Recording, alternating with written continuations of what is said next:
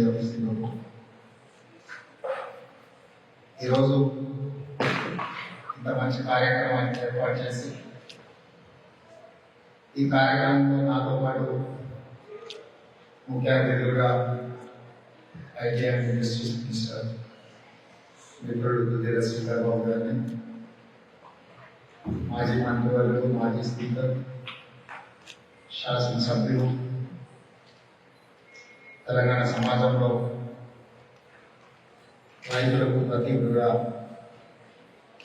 నాటు బాగులే నిర్మాణం నుంచి రైతుల కోసం ఆర్ఎస్ఎల్ కృషి చేస్తున్న శాసనసభ్యులు పోచారం శ్రీనివాస్ రెడ్డి గారు, అదేవిధంగా నాగార్జున సాగర్ యువ శాసనసభ్యులు జయగిరి గారు, కాంగ్రెస్ పార్టీ హైదరాబాద్ జిల్లా అధ్యక్షులు డాక్టర్ వైఎన్ రెడ్డి గారు, సింగపూర్ కల్చరల్ సొసైటీకి సంబంధించిన మిత్రులు రమేష్ గారు, మాధవ్ రెడ్డి గారు, మనోహర్ గారు, ఇక్కడికి చేసిన తెలంగాణ కుటుంబ సభ్యులందరికీ కూడా మనస్ఫూర్తిగా నమస్కారాలు.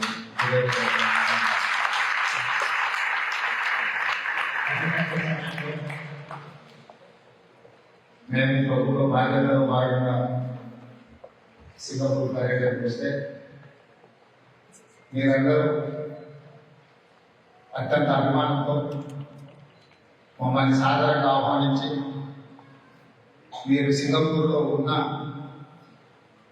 తెలంగాణ పట్ల మీ ప్రేమ తగ్గలేదు, మీ గుండె నిత్యం తెలంగాణ కోసమే ప్రతిస్పందిస్తుంది అని చెప్పి ఇంతమంది ఇక్కడికి వచ్చి మా కండగా నిలబడడానికి మనస్ఫూర్తిగా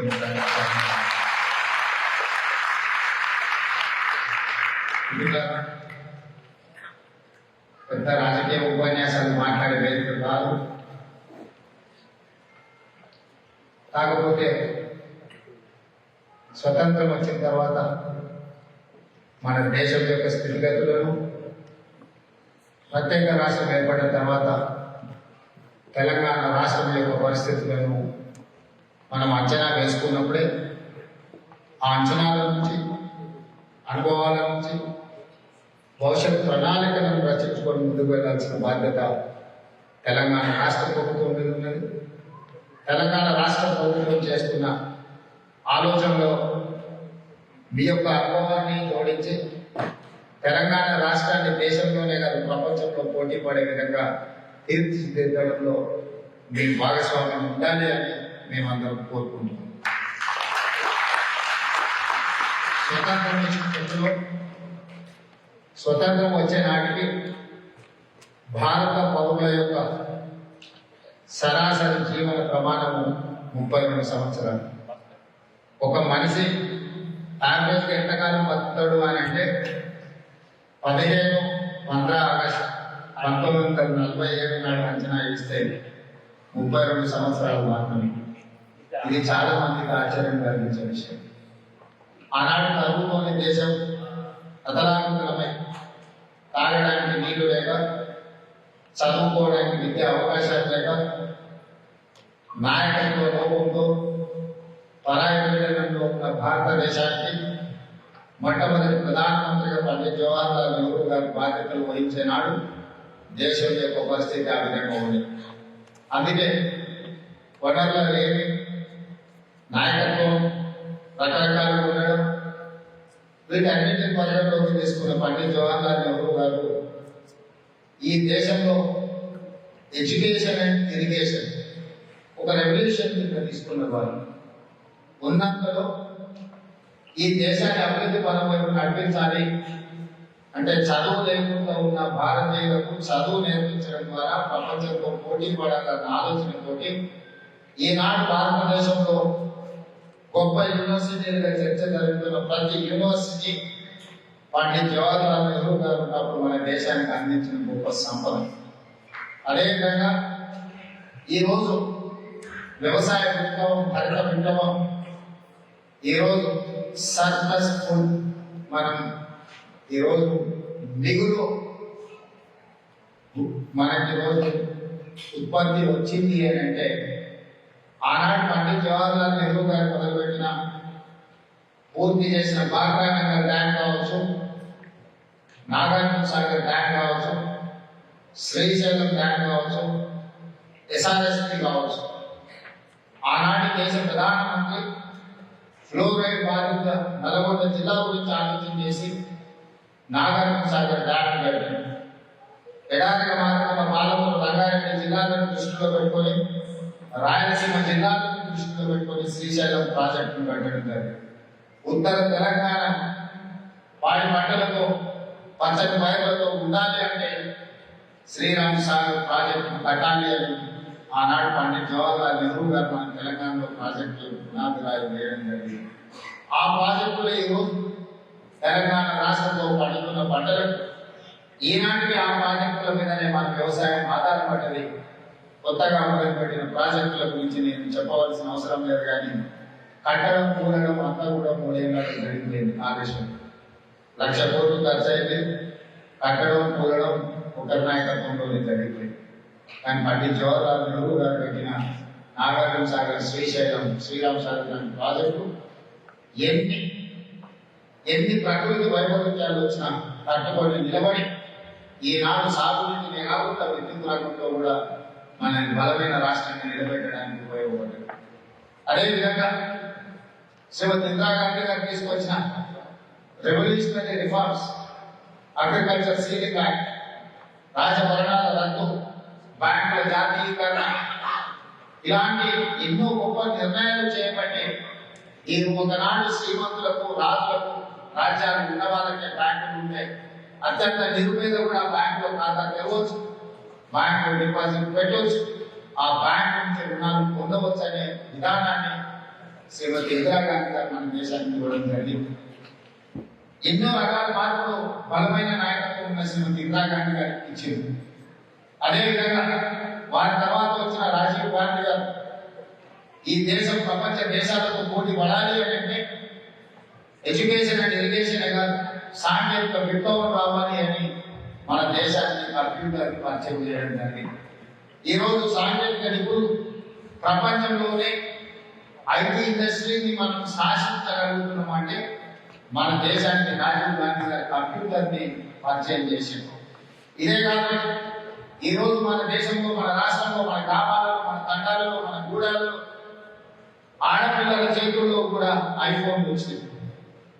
ఈ ఐటీ విప్లవం, ఈ టెలికాం విప్లవం, శామ్ పిట్రోడా గారు ఈ దేశం అభివృద్ధి పరమైన నడవాలి అంటే సాంకేతిక విప్లవం రావాలి, అందులో టెలికాం రంగాన్ని లిబరలైజ్ చేయాలి అని ఈ రోజు మన దేశానికి ఆ టెలికాం రంగాన్ని పరిచయం చేసింది. కాబట్టి ఒకప్పుడు ఆగర్భ శ్రీమంతుల ఇళ్లలోనే టెలిఫోన్ సౌకర్యం ఉండేది. ఎవరింట్లో ఫోన్ ఉందంటే అదొక పెద్ద స్టేటస్ సింబల్ ఉండేది. కానీ ఈరోజు ఊళ్ళలో ఉన్న ఆడబిడ్డ దగ్గర కూడా 2 ఫోన్లు పెట్టుకునే స్థితికి మన దేశం అభివృద్ధి పనులు వైపు నడిచింది అంటే శామ్ పిట్రోడా గారు సాంకేతిక విప్లవాన్ని మన దేశానికి పరిచయం చేస్తే రాజీవ్ గాంధీ గారు దాన్ని ముందుకు తీసుకెళ్ళేది. కాబట్టి ఈ రోజు మనం ఐటీలో కానీ టెలికాంలో కానీ ప్రపంచాన్ని శాసించగలిగే స్టేజ్లో ఉన్నాము అని అంటే ఒక బలమైన నాయకుడు. ఆ తర్వాత మన దేశంలో ఉన్న 1,00,000 మంది యువకులకు ఉద్యోగ ఉపాధి అవకాశాలు కల్పించాలి అంటే క్లోజ్ ఎకానమీ కాదు, ఓపెన్ ఎకానమీ ఉండాలి. ప్రపంచ దేశాల నుంచి పెట్టుబడులను ఆకర్షించాలి, ప్రపంచ పారిశ్రామికవేత్తలను మన దేశానికి ఆహ్వానించాలి, ఆహ్వానించిన పెట్టుబడులకు రక్షణ కల్పించాలని ఒక బలమైన ఆకాంక్ష ఆలోచనతో మన బిడ్డ, మన తెలంగాణ బిడ్డ ఈ రోజు మిత్రుడు దుద్దిల్ల శ్రీధర్ బాబు గారు ఎక్కడి నుంచి అయితే ప్రాతినిధ్యం వహిస్తున్నారో అదే మంత్రి నుంచి శాసనసభ్యులుగా మొదలుపెట్టి ఈ దేశానికి ప్రధానమంత్రిగా ఎదిగిన పివి నరసింహారావు గారు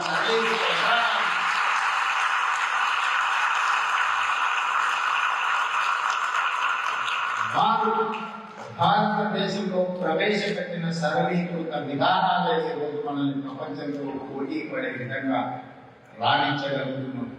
వారు గుర్తించిన నాయకుడు, వారు గౌరవించిన నాయకుడు అన్నాడు ఆర్థిక మంత్రిగా ఉన్న మన్మోహన్ సింగ్ గారు 10 సంవత్సరాలు ఈ దేశానికి ప్రధానమంత్రిగా ఎన్నో సేవలు అందించింది. కాబట్టి ఈ రోజు మనం అందరం సింగపూర్ ఎకానమీలో కూడా మన యొక్క వాటా ఉన్నది, మన యొక్క శ్రమ ఉన్నది.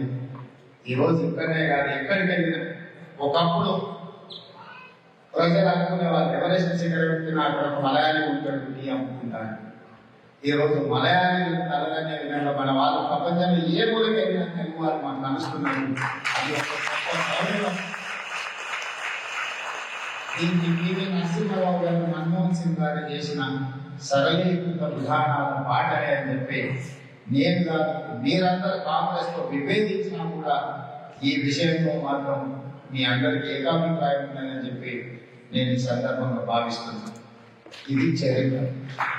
మరి భవిష్యత్తు 10 సంవత్సరాలైన తెలంగాణ రాష్ట్రాన్ని సాధించుకోదు. 10 సంవత్సరాలలో తెలంగాణ రాష్ట్రంలో జరిగిన అభివృద్ధి విధ్వంసమా దోపిడీనా అవినీతినా ఇలాంటి విషయాలు ఏమి నేను మాట్లాడదలుచుకోలేదు. వాటి గురించి నేను ప్రస్తావించదలుచుకోలేదు. ఇది సరైన వేదిక కాదు. కానీ తెలంగాణ బిడ్డగా తెలంగాణ ఏ రకంగా ముందుకు తీసుకెళ్లాలో మనం ఈరోజు ఆలోచన చేయాల్సిన అవసరం ఉందా లేదా ఒకసారి ఆలోచించేయండి. ఈరోజు సింగపూర్లో తెలంగాణ రాష్ట్ర ముఖ్యమంత్రి ఉన్న నేను, ఐటీ అండ్ ఇండస్ట్రీస్ మినిస్టర్ ఉన్న మిత్రుడు శ్రీధర్ బాబు గారు, పెద్ద అపారమైన అనుభవం పోచారం శ్రీనివాస్ రెడ్డి గారు సింగపూర్ వీధుల్లో ఈ అభివృద్ధిని తిరిగి ఎందుకు చూస్తున్నాము? మనం మన దగ్గర ఈ అభివృద్ధి చేసుకుని ఉంటే మనమే మా దగ్గర ఈ అభివృద్ధి ప్రపంచాన్ని మనం ఆహ్వానించి చూపించుకునే వాళ్ళం కదా. ఈరోజు ప్రపంచం అంతా ముందుకు వెళ్తుంటే మనం వెనక్కి వెళ్దామా? ప్రపంచంలో పోటీ పడి ప్రపంచంలోనే అంతకంటే ముందు బాగా అక్కడ బాగా నిలబడి మన రాష్ట్రాన్ని అభివృద్ధి చేసుకుందామా? ఈ రోజు మనందరం ఆలోచన చేయాలి. ఆనాడు తెలంగాణ రాష్ట్ర ఉద్యమం ఉవ్వెత్తున పోరాటం జరుగుతున్నప్పుడు మీరెవరు మాట ఎందుకు లేని ఊరుకోరు. ఇప్పుడే మిత్రుడు రమేష్ చెప్పారు, మేము శ్రీకృష్ణ కమిటీకి సంతకాలు పెట్టివ్వడమే కాదు 3000 మంది పాస్పోర్ట్ల వివరాలను కూడా సపోర్టెడ్ డాక్యుమెంట్ కింద మేము సబ్మిట్ చేసినాం. మేము తెలంగాణ రాష్ట్రం కావాలనుకుంటున్నాం, సింగపూర్లో ఉన్నాం కూడా అని మీరు ఏ విధంగా అనుకుంటూ అదేవిధంగా విశ్వేశ్వరు ఉన్నాడు అక్కడ అమెరికాలో ఉండే వేలాది లక్షలాది మంది తెలంగాణ రాష్ట్రం కావాలి అని అమెరికా వీధుల్లో కూడా తెలంగాణ రాష్ట్రం కోసం నినాదం చేసింది.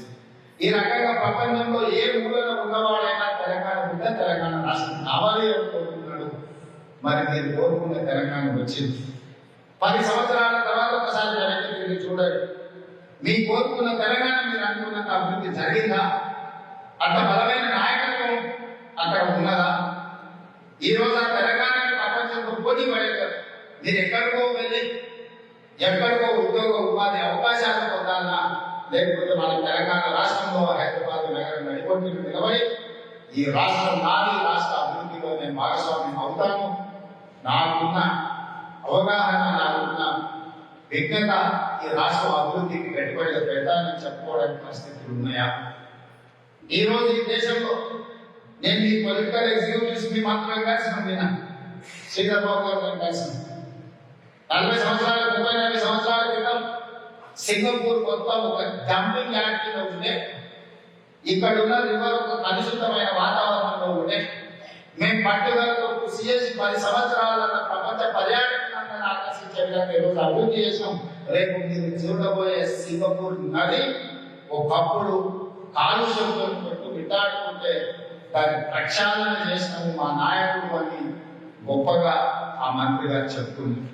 అదేవిధంగా అండర్ టనెల్స్ కావచ్చు, లేకపోతే మెట్రో రైల్ కావచ్చు, లేకపోతే పార్క్స్ కావచ్చు, లేకపోతే ఇండస్ట్రియల్ ఇన్వెస్ట్మెంట్స్ బ్యాంకింగ్ సిస్టమ్ కావచ్చు, ప్రపంచంలో ఉండే అన్ని బ్యాంకింగ్ వ్యవస్థలకు సింగపూర్ ఒక వేదికగా సింగపూర్ నుంచి ఈరోజు సర్వీస్ సెక్టర్ లో మేము పనిచేస్తున్నామని వాళ్ళు గొప్పగా చెప్పుకుంది. ప్రతి విషయంలో ప్రణాళికలో సింగపూర్ ప్రపంచంతో పోటీ పడుతుందని ఆ మంత్రులు చెప్తున్నప్పుడు వాళ్ళ గొంతులో ఒక గర్వం కనిపించింది, ఆత్మ సంతృప్తి కనిపించింది. ఈ రోజు సింగపూర్ జనాభా ఏంటంటే నేను అడిగాను, 6 మిలియన్ అన్నాడు, అంటే 60 లక్షలు. నేను వస్తా మిత్రుడిని అడిగిన దుబాయ్ జనాభా ఎంత, 3.6 మిలియన్ అని. అంటే అక్కడ ఒక 40 లక్షల మంది, ఇక్కడ ఒక 60 లక్షల మంది, యాక్టివ్గా 1 కోటి మంది. ఈ 1 కోటి మంది ఒక దుబాయ్ లాంటి ప్రపంచాన్ని ఆర్థిక వ్యవస్థను శాసించగలిగిన దేశంగా 60 లక్షల మందితో సింగపూర్ ప్రపంచానికి అభివృద్ధిలో ఆదర్శంగా నిలబడే దేశంగా రాణించగలిగిన మొత్తం 1 కోటి మంది అయితే ఒక హైదరాబాద్ నగరంలోనే నిన్న నేను కులగణన సర్వే చేసినప్పుడు 1,20,00,000 జనాభా ఉందని హైదరాబాద్ నగరంలో లెక్కలు తేలి. మరి కోటి జనాభా ప్రపంచంలోనే పోటీ పడే విధంగా అభివృద్ధి చేస్తుంటే 4 కోట్ల జనాభా ఉన్న తెలంగాణ రాష్ట్రం ఎందుకు వెనుకబడాలి, ఎందుకు వెనకబడి ఉందో ఈ రోజు మనం ఆలోచన చేయాలి. ఈ రోజు మనం చర్చ చేయాలి. తెలంగాణ రావాలనుకున్నారు, తెలంగాణ కోసం కొట్లాడినట్టు తెలంగాణ సాధించింది మీరందరూ. మరి సాధించిన తెలంగాణ ఎక్కడికి కాదు వదిలేద్దామా? ఎవడో ఏదో ఒకటి మాట్లాడితే మనం అనుకున్న ప్రణాళికలను వదిలేసి రాష్ట్రాన్ని తిరోగమనం వైపు తీసుకెళ్దామా, రాష్ట్రాన్ని పురోగమనం వైపు తీసుకెళ్దామా? ఈ రోజు మనం చర్చించుకోవాల్సిన అవసరం ఉందా లేదా ఒకసారి ఆలోచన చేయాలి. అందుకే ఇవాళ రీజనల్ రింగ్ రోడ్ గురించి మాట్లాడితే వద్దు మేము ధర్నాలు చేస్తామంటారు. Musi river development fund Musi reservation project చేస్తామంటే మేము అడ్డుకొని తిరుగుతాం, మేము బుల్డోజర్ల కింద పట్టుకుంటాం, నువ్వు వచ్చి చేస్తామో మేము చూస్తామంట. ఒక పారిశ్రామిక వాడని తీసుకుంటామంటే వద్దంటారు. ఒక ఫ్యూచర్ సిటీని నిర్మిస్తాం. హైదరాబాద్ నగరంలో రోడ్ల విస్తరణ చేయాలన్నా, డ్రైనేజ్ వ్యవస్థను నిర్మించాలన్నా 450 సంవత్సరాల చరిత్ర కలిగిన హైదరాబాద్ నగరంలో పూర్తి స్థాయి ప్రక్షాళన చేయాలంటే చాలా కష్టంతో కూడుకున్న విషయం. అందుకే ఈ ప్రపంచంలో పోటీ పడాలంటే ఒక నూతన నగరాన్ని నిర్మించాలి. ఆ నూతన నగరం ప్రపంచంలో ఉండి ప్రతి సాంకేతిక శక్తిని అక్కడికి తీసుకురావాలని ఫ్యూచర్ సిటీకి డిజైన్ చేసి ఈ రోజు రోజుకు 20 గంటలు పనిచేస్తున్న శ్రీధర్ బాబు గారిని అక్కడ మేము అడ్డుకుంటాము అని చెప్పి కొంతమంది ప్రయత్నం చేస్తున్నారు. ఒక గొప్ప నగరం మనకు ఉండొద్దా? ప్రపంచమే వచ్చి చూసిపోయే విధంగా ఒక ఫ్యూచర్ సిటీ మనకు ఉండొద్దా?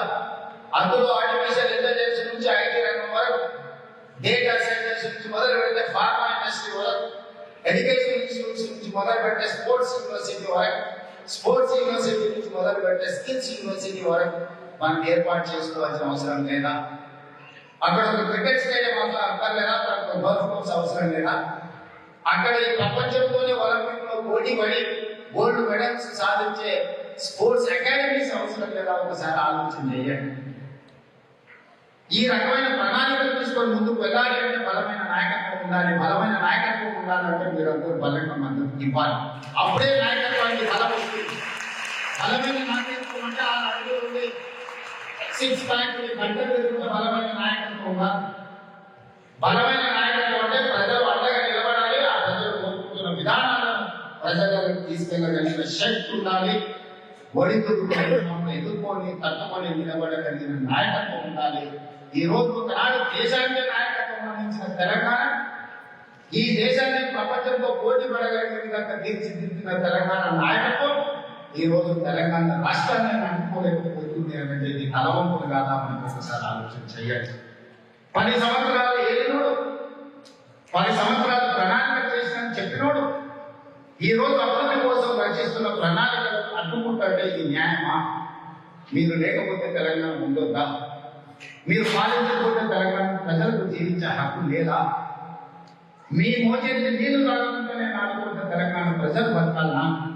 తెలంగాణ ప్రజలు స్వేచ్ఛగా తమ ప్రణాళికలు రచించుకోవాల్సిన అవసరం లేదా? ప్రజలు ఎన్నుకున్న ప్రభుత్వం ప్రజల కోసం ప్రణాళికలు రచించి ప్రజలకు అభివృద్ధి పరమైన పడిపై ప్రపంచ దేశంలో మేలు రాష్ట్రంగా, ప్రపంచ దేశాలతోనే పోటీ పడే దేశంగా, దేశాల కంటే కూడా అత్యధికంగా అభివృద్ధి సాధించే రాష్ట్రంగా తెలంగాణ ఉండొద్దా? మీరు ఒకసారి ఆలోచన చేయండి. ఇవాళ సింగపూర్ ఇంత అభివృద్ధి సాధించింది అంటే, ఇవాళ సింగపూర్ ప్రపంచ దేశాలకు ఆదర్శంగా నిలబడ్డది అంటే ఒక బలమైన నాయకత్వం, ప్రణాళికలు. నేను ఇంతకుముందు వస్తూ మిత్రులకు చెప్పిన తెలంగాణ రాష్ట్రం పెట్టుబడులను అభివృద్ధి కోసం ఆకర్షించగలిగే ఆలోచన, రాష్ట్ర ప్రజలు కట్టిన పన్నులతో సంపదను సృష్టించి సంక్షేమ పథకాన్ని పేద ప్రజలకు అందించే విధానంలో ముందుకు వెళ్ళాలి అని అనుకుంటుంది. అభివృద్ధి సాధించడం, అభివృద్ధి ద్వారా సాధించిన సంపదను పేదలకు సంక్షేమ పథకాల ద్వారా పంచడం, అభివృద్ధి సాధించడం, పేదలకు సంక్షేమ పథకాలను పంచడం అనేది మా ప్రభుత్వం యొక్క విధానం. ఈ విధానంలో రీజనల్ రింగ్ రోడ్ విషయంలో కావచ్చు, రీజనల్ రింగ్ రైల్ విషయంలో కావచ్చు, ల్యాండ్ లాక్ స్టేట్ ఈ దేశం అభివృద్ధి చెందిందని కోర్టులు ఉన్నాయి. ప్రపంచ దేశాలు ఎక్కడి నుంచి వెళ్ళాలన్నా, ఒక దేశం నుంచి ఇంకో దేశానికి వెళ్ళాలంటే సింగపూర్ ఒక హబ్లో ఉంది. ఈ రోజు సింగపూర్ ను టచ్ చేసుకుంటే ఇంకో దేశానికి పోయే పరిస్థితి ఈ రోజు మీకు పోర్ట్స్ వల్ల వచ్చేది. దాంతో మీ ఎకానమీ అనేది ఒక ఒక ఉన్నత స్థాయికి వెళ్ళి, మరి తెలంగాణకు సంబంధం లేదు. ఏ వైపున చూసినా పూర్తిగా ఉంది ల్యాండ్ ఆఫ్ స్టేట్. అందుకని మన ప్రధానమంత్రి గారితో మాట్లాడుతూ వారు చెప్పిన ఎన్నికలు వచ్చినప్పుడే రాజకీయాలు, ఎన్నికల తర్వాత అభివృద్ధి ఆకాంక్షించే తెలంగాణ ప్రజలు డ్రై పోర్ట్ కోరుకుంటున్నారు. తెలంగాణ రాష్ట్రానికి డ్రై పోర్ట్ ఇవ్వండి, డ్రై పోర్ట్ నుంచి బందర్ పోర్ట్కి డెడికేటెడ్ నేషనల్ హైవేతో పాటు డెడికేటెడ్ రైల్వే లైన్ వేయాలి. ప్రపంచంలో ఉన్న పరిశ్రమలు మా రాష్ట్రానికి రావాలి. ఈ ఎలక్ట్రిక్ వెహికల్స్ నుంచి, ఈవీ నుంచి, ఫార్మా వరకు, అదేవిధంగా సెమీ కండక్టర్ ఇండస్ట్రీని మేము అభివృద్ధి చేయాలనుకుంటున్నాం. ఒక ఇండస్ట్రియల్ రెవల్యూషన్ తెలంగాణ తీసుకురావాలనుకుంటున్నాం. అందుకే మాకు ఔటర్ రింగ్ రోడ్డు పక్కన, రీజనల్ రింగ్ రోడ్డు పక్కన మాకు డ్రై పోర్ట్ ఇవ్వాలి. డ్రై పోర్ట్ నుంచి బందర్ పోర్టుకు డెడికేటెడ్ రైల్వే లైన్తో పాటు గ్రీన్ ఫీల్డ్ నేషనల్ హైవే ఇవ్వండి. దాంతో మేము అభివృద్ధి సాధిస్తాం. ప్రధానమంత్రి మీరు 5 ట్రిలియన్ ఎకానమీ దేశాన్ని తీసుకెళ్లాలనుకుంటున్నారు కదా, మా ఒక్క రాష్ట్రం నుంచి 1 ట్రిలియన్ ఎకానమీని కాంట్రిబ్యూట్ చేస్తాం ప్రధానమంత్రి నుంచి.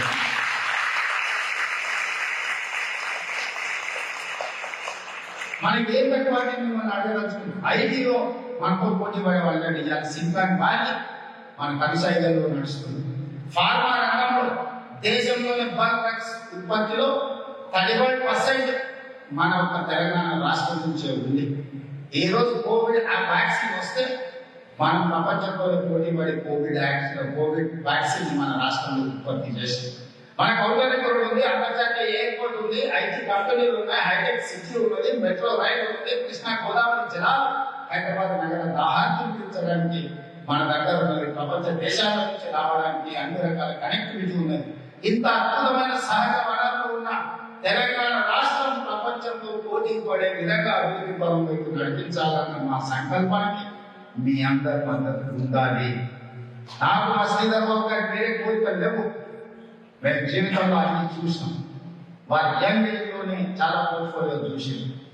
నేను 20 సంవత్సరాలు ప్రతిపక్షంలో ఉండి సరాసరి ముఖ్యమంత్రికి వచ్చిన జీవితంలో చాలా ఓడిపోతూ చూస్తాను.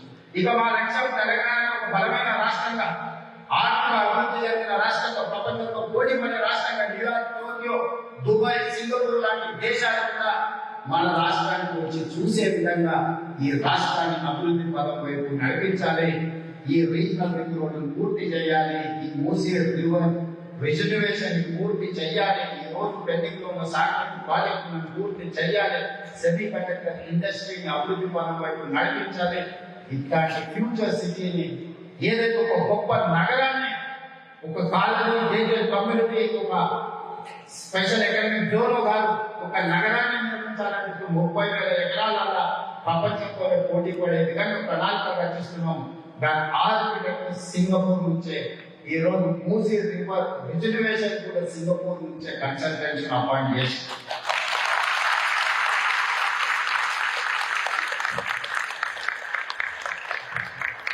ఇలా సింగపూర్ లో ప్రతి ప్రాజెక్టు, ప్రతి మూల తిరిగి చూస్తున్నాము అని అంటే, ఇంతకంటే గొప్పగా మన తెలంగాణ రాష్ట్రాన్ని, హైదరాబాద్ నగరాన్ని అభివృద్ధి పరం వైపు ఎలా తీసుకెళ్లాలన్న ఆలోచనతోనే ఈ రోజు సింగపూర్ లో పర్యటన చేపడుతున్నాం. ఈ సందర్భంగా మిమ్మల్ని కలిసినందుకు సంతోషం. నా విజ్ఞప్తి ఒక్కటే, మీ నుండి మేము ఏమి ఆశిస్తాము. ఆనాడు తెలంగాణ కోసం ఎట్లయితే తెలంగాణ రాష్ట్రం కావాలని నిలదీసిందో, ఈ తెలంగాణ రాష్ట్రం ప్రపంచంలోనే పోటీ పడాలి. ఆ విధంగా సహకరించే నాయకత్వాన్ని తెలంగాణ సమాజం నుంచి బహిష్కరిస్తామన్న సందేశాన్ని మీరు ఇక్కడ నుంచి పంపించండి.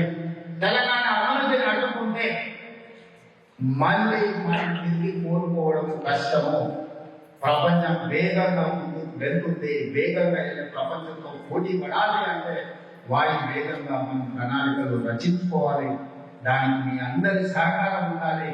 ఏదో రకంగా కక్షతోనో, కుట్రతోనో, కుతంత్రాలతోనో, దుర్బుద్ధితోనో ఈ అభివృద్ధిని అడ్డుకోవాలని కొంతమంది కుతంత్రాలు పన్నుతున్నారు. కుట్రదారులను గుర్తించండి, వాళ్ళని నియంత్రించండి. నాడు తెలంగాణ రాష్ట్రాన్ని అడ్డుకున్న వాళ్ళని ఏ విధంగా అడ్డు తొలగించారో, ఈ రోజు తెలంగాణ అభివృద్ధిని అడ్డుకున్న వాళ్ళని కూడా అదే విధంగా అడ్డు తొలగించడానికి మీ సహకారం ఉండాలి. సహకారం ఉంటుందనుకుంటే పెద్ద ఎత్తున చప్పట్లతోనే ఈ పథకాన్ని